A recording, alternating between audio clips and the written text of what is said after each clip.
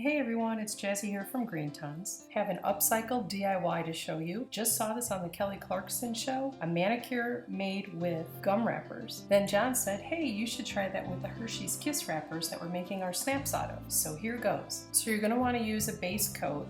Let it dry just for a few seconds so it gets a little bit tacky. Then apply your candy wrapper.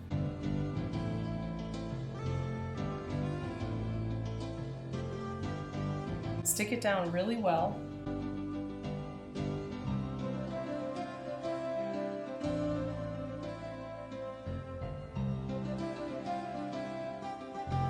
And then file off the excess. Once the candy wrapper is dry in place, you'll want to apply a top coat. I did a clear UV top coat, but you can use any regular top coat. And that's all there is to it. Have fun matching your outfits to your favorite candy. Please give this video a big thumbs up, subscribe to our channel if you haven't already, and please hit the bell notification so you'll always know when we upload new videos. Thanks for watching.